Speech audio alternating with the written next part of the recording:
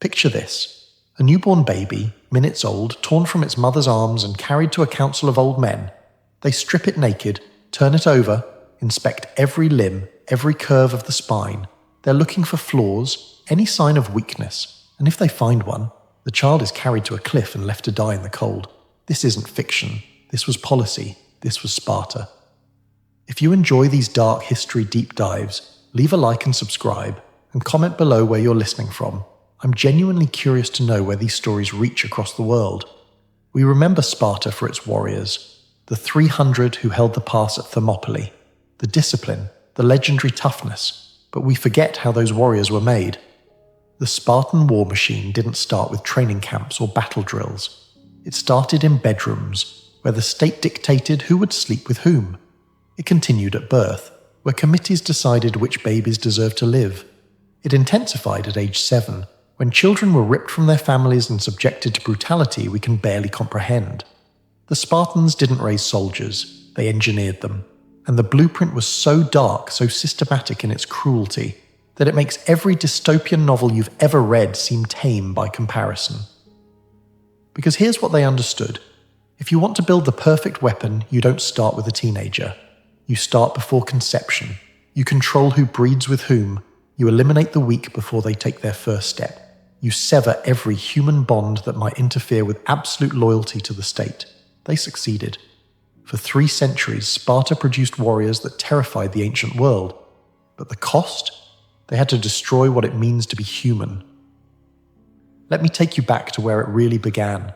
Not on a battlefield, in a bedroom controlled by bureaucrats. You're a young Spartan, maybe 20 years old. You've never chosen anything for yourself. Not your education, not your friends, not where you live, and you certainly won't choose who you marry. That decision was made in a room you'll never enter, by men whose names you might not even know. The magistrates, the geronts, had been watching you since you were a child. They tracked your lineage like breeders track pedigrees. Who was your father? How did he perform in battle? What about your grandfather? Your uncles? They weren't interested in your personality, your hopes, your preferences. They were interested in your genetic profile, though they wouldn't have used those words. They did the same calculation for the women. Wide hips suggested easier childbirth. Athletic build indicated health. Fair skin, symmetrical features. These weren't aesthetic preferences. They were interpreted as markers of genetic fitness. The magistrates approached matchmaking the way a modern scientist might approach breeding racehorses. Optimize for speed, strength, endurance. Eliminate variables that might produce weakness. When they made their decision, there was no courtship, no getting to know each other. You were informed you'd be marrying someone, often a stranger. The wedding ceremony itself was bizarre, almost violent. The groom would abduct his bride in a staged kidnapping. She'd be taken to a room where her head would be shaved, her body dressed in men's clothing. Then the groom would sneak in from his barracks, consummate the marriage in darkness, and leave before dawn. Why the strange ritual? To prevent emotional attachment. The Spartan state had figured something out. Love is a competing loyalty. A man who loves his wife might hesitate to die for his country. A man who barely knows his wife, who sees her only in brief furtive encounters. He'll march to his death without looking back. But the system went further than arranged marriages. Much further. Imagine you're a decorated warrior. You've proven yourself in combat. The state values you. But your wife, chosen for you by the magistrates, hasn't conceived. Or maybe she's given birth to weak children, sickly infants who didn't pass inspection. Meanwhile, across the city, there's another woman. Strong, healthy, excellent bloodline. But she's married to an older man, or perhaps someone less distinguished than you. In any other society, you'd be stuck. Marriage vows are sacred. Adultery is shameful. But this is Sparta, where the traditional rules of morality have been rewritten. The state has a solution, and it's as cold as it is pragmatic. They'd arrange for you to sleep with that other man's wife. Not secretly, not shamefully, openly, with permission, sometimes with encouragement. This wasn't about passion or desire, it was breeding protocol. The state believed that strong warriors and healthy women would produce superior children, and marriage certificates were just paperwork. If a particular genetic combination wasn't producing results, they'd try a different combination. The husband, whose wife was borrowed for breeding, often consented, even approved. because a strong child, regardless of biological paternity, brought honor to his household and strength to Sparta. Think about what this does to the concept of family. Paternity became uncertain. Fidelity became irrelevant. Children belonged not to parents, but to the state. The most intimate human relationship, the bond between parent and child, was deliberately weakened, systematically undermined, because the Spartans understood that family loyalty could compete with state loyalty, and they couldn't allow that competition. The women in this system occupy a strange space in history. Some modern writers want to portray Spartan women as empowered, as proto-feminists who enjoyed freedoms denied to women elsewhere in Greece. And there's truth there. Spartan women were educated, they owned property, they trained athletically while women in Athens were kept in seclusion. But call it what it was, they were breeding stock given, enough freedom to optimize their biological function. They trained not for personal fulfillment, but to strengthen their bodies for childbirth. They learned to read and manage estates because Spartan men were always away at war, and someone needed to maintain the household infrastructure.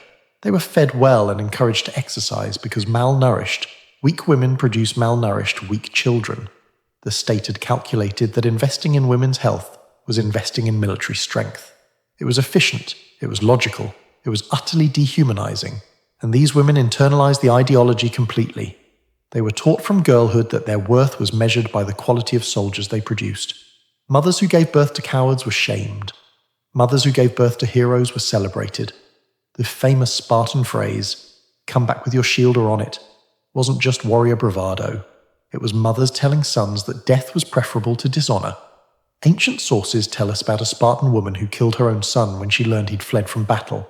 Whether that story is literally true or propaganda doesn't matter. What matters is that Spartans told that story with approval, not horror. They had successfully replaced maternal instinct with fanatical patriotism. So you've been matched with a stranger. You've consummated a marriage you didn't choose. And now, 9 months later, your wife is in labor. In any normal society, this would be a moment of joy, anticipation, hope. But in Sparta, birth is just the beginning of evaluation. The baby emerges, takes its first breath, and immediately, before the mother can even hold it, the infant is taken away, not to a nursery, to a committee, the Gerousia, the Council of Elders. These are the oldest, hardest men in Sparta. They've survived countless battles. They've watched friends die, they've killed, and now they're going to decide whether your newborn deserves to live. They unwrap the baby, turn it over, examine it with clinical detachment. Are the legs straight? Is the spine properly formed? Does it cry with appropriate vigor? Any deformity, any perceived weakness, any indication that this child might not become a functional soldier is a death sentence. This wasn't considered cruelty. In Spartan logic, it was necessity. Sparta was a small warrior elite surrounded by enemies. They were vastly outnumbered by the Helots, enslaved peoples who worked Spartan land and hated their masters. Every Spartan citizen had to be a pillar of strength. A weak individual wasn't just a burden, it was a liability, a crack in the wall that enemies could exploit. So they eliminated weakness at the source, before it could consume resources, before it could compromise the collective. If the baby passed inspection, it was returned to the family, assigned a plot of land, welcomed not as a child but as a future soldier.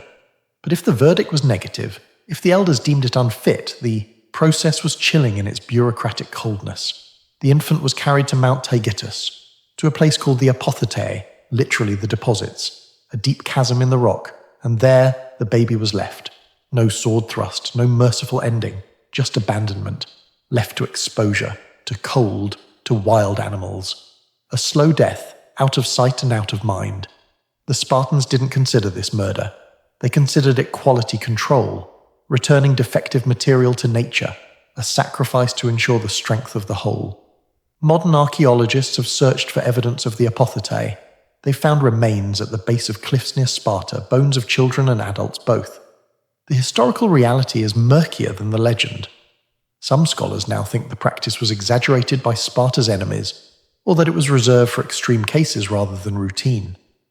But whether it happened to every weak infant or only some, the ideology behind it is undeniable. Spartan children had to earn the right to live, and surviving that first inspection was only the beginning. For 7 years, you're raised at home. But don't mistake this for a normal childhood. Spartan parents weren't encouraged to coddle their children. Mothers were taught to suppress tenderness, to treat their sons as state property on temporary loan. Fathers were mostly absent, living in military barracks even after marriage. At age 7, the state came to collect its investment, the Agoge. The word means upbringing, but that's like calling a meat grinder a food processor. Technically accurate, but missing the essential violence. Imagine you're that 7-year-old child. One day men arrive at your home. They're not there to visit, they're there to take you. Your mother doesn't fight them, she doesn't weep. She's been trained for this moment her entire life.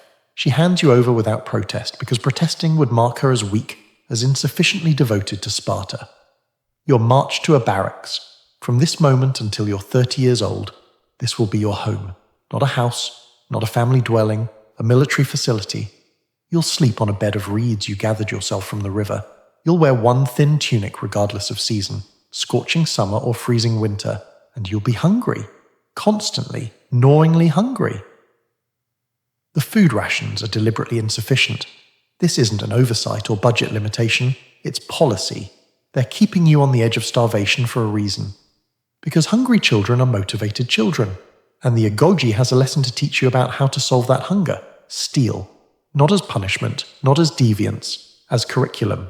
Spartan instructors expected, demanded, that you supplement your rations through theft. You were supposed to sneak into the city at night, infiltrate homes and farms, take food without being detected. This wasn't about the food. It was about cultivating skills a soldier needs. Stealth, cunning, reconnaissance, the ability to survive behind enemy lines. But here's the twist that reveals the true psychological architecture of the system. If you got caught stealing, you were savagely beaten, whipped until you couldn't stand. The pain was real, the scars permanent. But you weren't being punished for stealing. You were being punished for getting caught, for incompetence. The crime wasn't the theft, it was the failure to execute it properly. Think about what this teaches. Morality isn't about right and wrong, it's about success and failure. There's no inherent virtue or vice in your actions, only outcomes matter. If you achieve your objective, you're praised. If you fail, you're destroyed. This is the mindset of an apex predator. Rules are for the weak. Victory justifies everything. There's a famous story that illustrates this principle perfectly. A Spartan boy stole a fox and hid it under his cloak. When questioned by his instructors, the fox began biting and clawing at his stomach. Rather than reveal the theft, rather than admit he'd been caught, the boy stood there answering questions while the fox literally disemboweled him. He died without making a sound. The Spartans told this story with pride. Not horror, pride. This child died rather than admit failure, and they held him up as an ideal. This is what they were creating.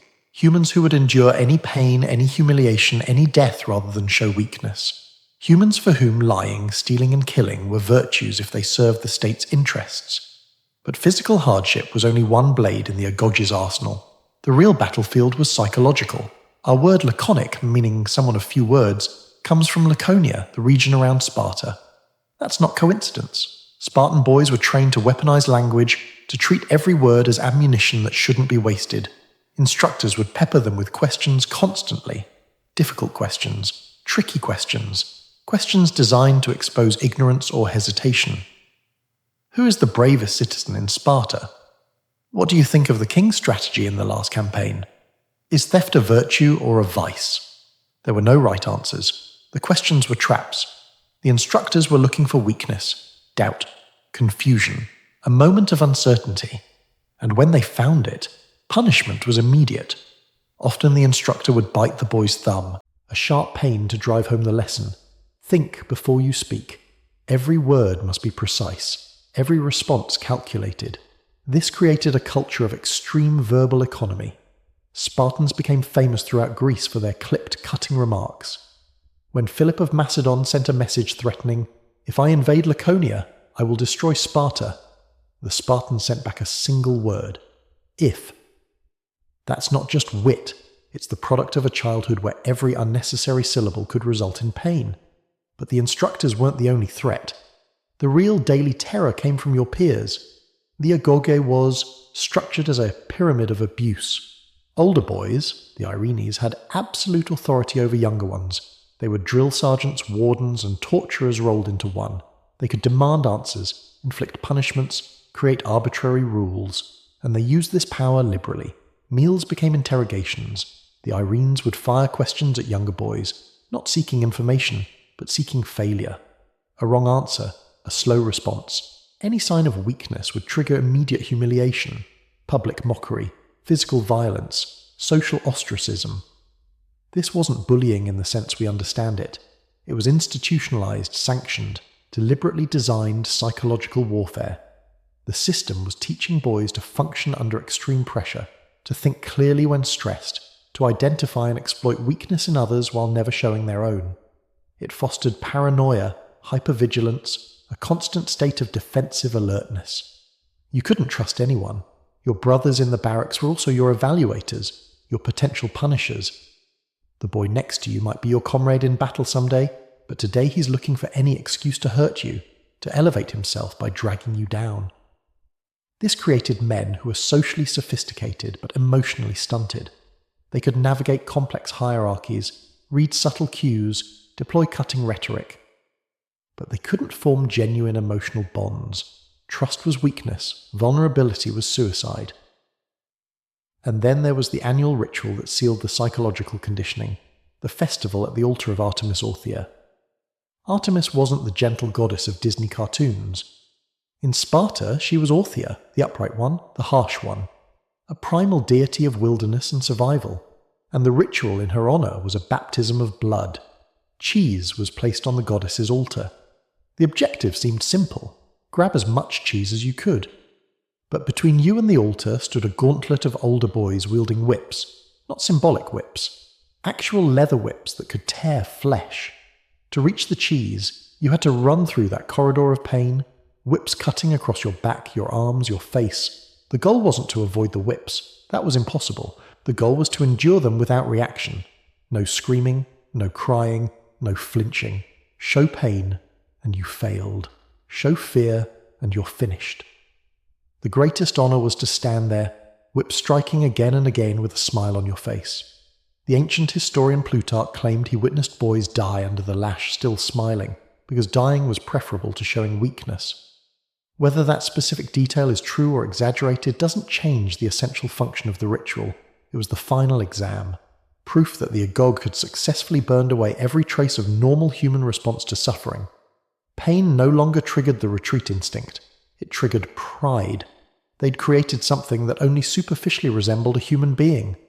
By the time you reached your late teens, you were a weapon.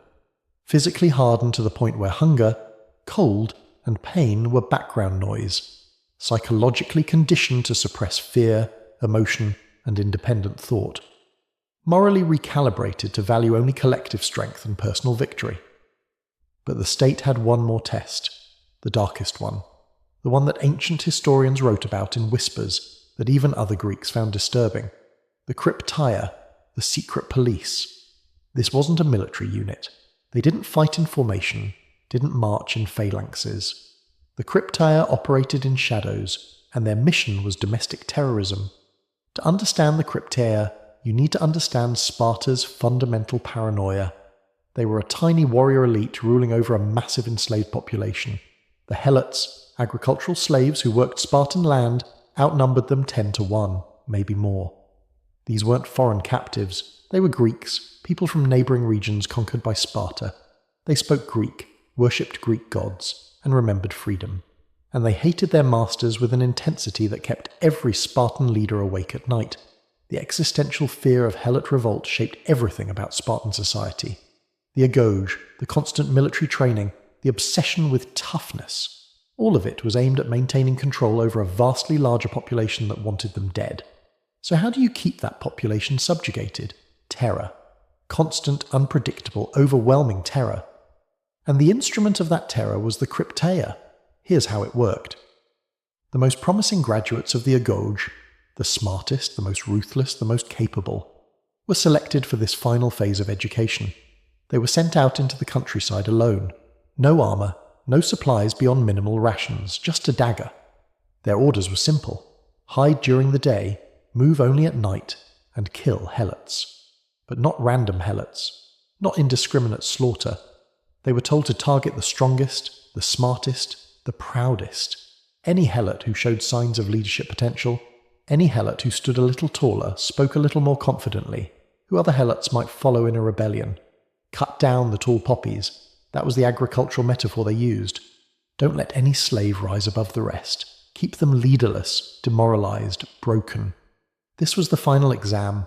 Could you kill a man who'd done nothing to you? A man who was unarmed, probably in his own home or field? Could you do it from behind, in darkness, with no honor and no glory? Could you commit murder not from rage or self-defense, but from cold strategic calculation? If you could, you were ready. You'd proven you could suppress every human instinct, empathy, fairness, proportionality. You were a tool the state could use without hesitation. The young men who participated in the Crypteia would return to their barracks with blood on their hands and nothing in their hearts. They'd killed because the state ordered it, and the state had provided legal cover for their actions. Every year, when the ephors, Sparta's highest magistrates, took office, they performed a bureaucratic ritual. They formally declared war on the helot population. Just a declaration. A piece of administrative paperwork. But its implications were monstrous. With that declaration, every helot ceased being a slave and became an enemy combatant. Killing them was no longer murder under Spartan law. It was a legitimate act of war. The young men of the Crypteia weren't assassins. They were soldiers operating behind enemy lines, eliminating threats. They'd created a legal fiction to permit systematic murder, bureaucratized atrocity. Now imagine you've survived all of this. You passed inspection as an infant. You endured the Agoge. You proved yourself in the Crypteia. You've killed for the state. At age 30, you're finally allowed to leave the barracks, to have something resembling a private life. But your duty isn't finished. The state needs more weapons, and you're going to manufacture them. Marriage, reproduction, the cycle beginning again. By 30, Spartan men were granted a concession. They could live with their wives instead of sneaking visits in the night. But don't mistake this for domesticity. These weren't homes in any meaningful sense. They were production facilities for the next generation of soldiers, and the woman waiting for you? She's been prepared just as carefully as you have. While you were in the Agoge, she was undergoing her own indoctrination. Spartan girls were unique in ancient Greece. While women in Athens were kept in seclusion, barely educated, Spartan women received formal training. They learned to read, write, manage estates. They underwent rigorous physical conditioning, running, wrestling, javelin throwing. This seems progressive until you understand the reason. They weren't being educated for personal fulfillment. They were being optimized for breeding. The logic was straightforward. Strong mothers produce strong children. So they fed girls well, built their bodies, strengthened their frames. They were creating the perfect incubator for warrior sons. But the physical conditioning was paired with psychological conditioning even more intense than what the boys received. Girls were taught to suppress maternal instinct, to replace it with patriotic fervour. Their worth was measured entirely by the quality of soldiers they produced for the state. Spartan women became famous, or infamous, for their coldness. The mother handing her son his shield with the command, "Return with it or on it." The mother who, upon hearing her son survived a battle but fled like a coward, allegedly killed him with her own hands. The mother who, when told all 5 of her sons died in battle, responded, "Did we win?" These stories might be exaggerations, but they were told with approval, not horror. They represented the ideal Spartan mother, one who loved Sparta more than her own children. When a man and woman like this were brought together, the result wasn't a family. It was a military contract. The wedding ceremony reflected this. The groom kidnapped his bride in a ritualized abduction. Her head was shaved. She was dressed in men's clothing and left alone in a dark room. The groom would arrive, consummate the marriage quickly, and leave before dawn. The strange ritual served a purpose: prevent emotional attachment, keep the encounters brief and infrequent enough that desire remained high, increasing chances of conception, but prevent the comfort and familiarity that might create competing loyalties. Once pregnant, the woman's duty intensified. She wasn't just carrying a child, she was carrying state property.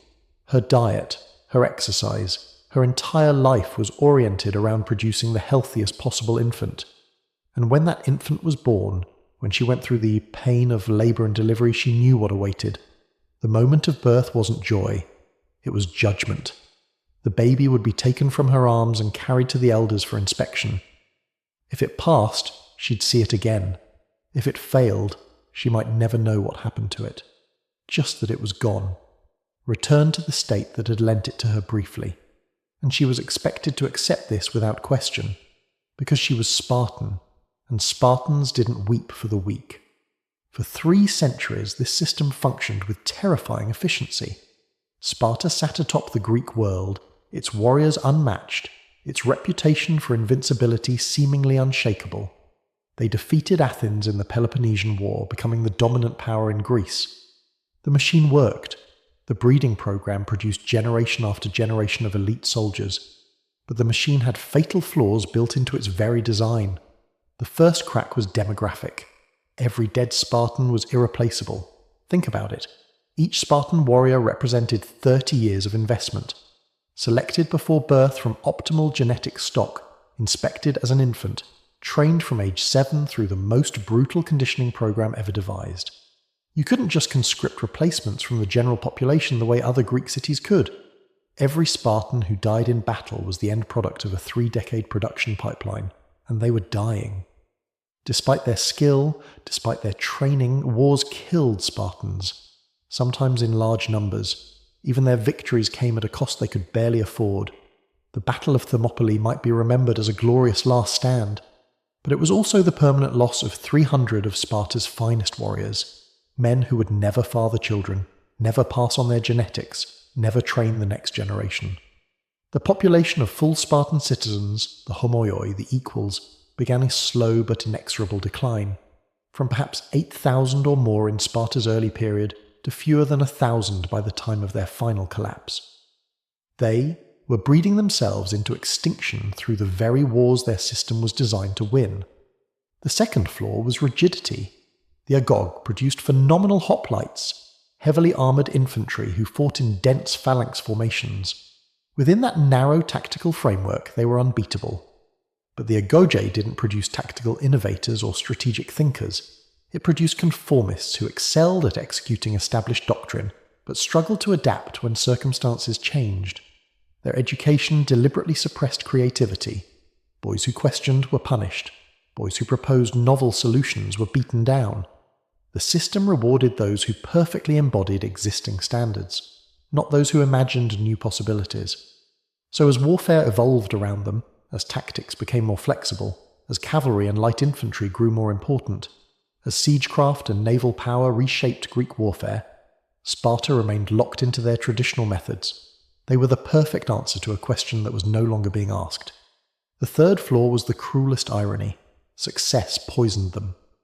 After defeating Athens, Sparta found itself administering an empire. Wealth flowed into a society built on austerity. Gold and silver from Persia, tribute from subject cities, the spoils of victory. This terrified Spartan leaders who remembered their founding lawgiver Lycurgus had supposedly banned precious metals to prevent corruption. But you can't unring that bell. Once money entered the system, everything changed. Land, previously distributed equally among citizens, could now be bought and sold. It concentrated in fewer and fewer hands. Wealthy Spartans emerged, then rich Spartans, then aristocrats who owned vast estates while other citizens had nothing. Inequality bred resentment. The rigid cohesion that made Sparta strong began fracturing along economic lines. Men who couldn't afford the contributions required for communal mess halls lost their citizenship status. The population of full citizens shrank not just from war casualties, but from poverty. The discipline that defined Sparta relaxed. Why endure the hardships of the Agoge when you could buy luxury? Why sleep on reeds when you could afford a proper bed? The entire system was predicated on equality of suffering. Once that equality dissolved, the system collapsed. And then came the catastrophe they never imagined. Military defeat. The year was 371 BCE. The location was Leuctra, a plain in central Greece. The opponent was Thebes, a city-state Spartans had always considered inferior. The Theban general was Epaminondas, a tactical genius facing a Spartan army that included their king and their elite royal guard. Spartan phalanx doctrine called for evenly distributed troop depth, usually 8 to 12 men deep across the entire formation. It was designed to present an uniform wall of shields and spears, grinding down opponents through superior discipline and staying power. Epaminondas did something no one had tried before. He stacked his left flank 50 men deep, a massive column of weight and momentum, and aimed it like a battering ram at the Spartan right, where their king and best warriors were positioned. It should have been suicidal. Conventional tactics said you'd be outflanked, enveloped, destroyed. But Epaminondas counted on Spartan rigidity. He knew they'd fight according to doctrine, refusing to break formation or adapt. He was right. The Theban column smashed into the Spartan right like a sledgehammer hitting glass. The Spartan phalanx, designed to withstand frontal pressure from evenly distributed forces, shattered under concentrated mass. The king died. The royal guard died. 400 Spartans died. For a city-state with maybe 1,500 full citizens remaining, losing 400 in a single afternoon was apocalyptic. And it wasn't just the numbers, it was the myth. Spartans didn't lose land battles. That was their entire identity. The thing that justified all the suffering, all the cruelty, all the sacrifice. At Leuctra, that myth died with their king. Sparta never recovered. They tried. They fought on for years. But their population was too depleted, their mystique too damaged. Other Greek cities that had trembled at the mention of Spartan warriors now saw them as beatable. Revolts erupted. Allies abandoned them. Territory was lost. Within a generation, Sparta was a shadow, a minor city-state clinging to past glory. By the time Rome rose to dominate the Mediterranean, Sparta was a tourist attraction. Romans would visit to watch the ritual whipping at the altar of Artemis Orthia, the same ceremony that had once been a sacred test of courage. Now it was performance, ancient traditions reenacted for foreign spectators who'd pay to see exotic brutality. The Spartans had become a theme park, a living museum of a system that had destroyed itself. Because that's what they'd built, a system so specialized, so extreme, so perfectly calibrated for one specific purpose that it couldn't adapt when circumstances changed. Like a shark that's perfectly evolved for ocean hunting but dies when the ocean dries up. They'd eliminated weakness from their gene pool through infanticide. They'd eliminated compassion through the Agoge. They'd eliminated individuality through constant surveillance and punishment. They'd eliminated love through deliberate separation of families. They'd eliminated moral reasoning by teaching that success justifies everything. And in eliminating all those things they considered weaknesses, they eliminated the flexibility that allows civilizations to survive. They eliminated the creativity that produces innovation. They eliminated the emotional bonds that make people care about the future beyond their own lifespan. They created the perfect warrior. And in doing so, they created a society incapable of being anything other than warriors. When the warrior age passed, when clever tactics defeated brute toughness, when wealth and complexity replaced austere simplicity, Sparta had no answer. The machine that was built to last forever lasted 3 centuries before consuming itself. So what's the lesson here? What are we supposed to take from this? Maybe it's this. Perfection is a trap. The pursuit of human optimization, of eliminating weakness, of creating ideal specimens. It seems logical. Appealing even. Who wouldn't want stronger, smarter, more capable humans? But humans aren't weapons. We're not tools serving a single function. Our messy emotions, our irrational attachments, our stubborn individuality, these aren't bugs in the system. They're features. They're what allows us to adapt, to create, to build societies that can weather change. Sparta tried to perfect humanity, and instead dehumanized it. They built a society where mothers couldn't love their children, where neighbors murdered each other in the night, where your body belonged to the state from before birth until death. They achieved military supremacy for a few generations, and then they vanished, leaving nothing behind but ruins and a warning. The Spartan breeding program was perhaps history's first large-scale attempt at social engineering through reproductive control. It wouldn't be the last. The 20th century saw similar logic applied, different goals, different methods, but the same fundamental premise, that human beings could be improved like livestock, that the state could and should control who reproduces with whom. Those experiments ended the same way Sparta did, in collapse, in horror, in the recognition that trying to perfect humanity requires destroying what makes us human. The Spartans created the deadliest warriors of the ancient world, but they paid for it with everything that makes life worth living, and in the end, even the warriors weren't enough to save them. That's the dark truth behind the legend of the 300. Behind the red capes and the heroic speeches lies a machine designed to manufacture killers, fueled by the sacrifice of everything human, and ultimately incapable of surviving its own success. They were the perfect soldiers, and perfection killed them.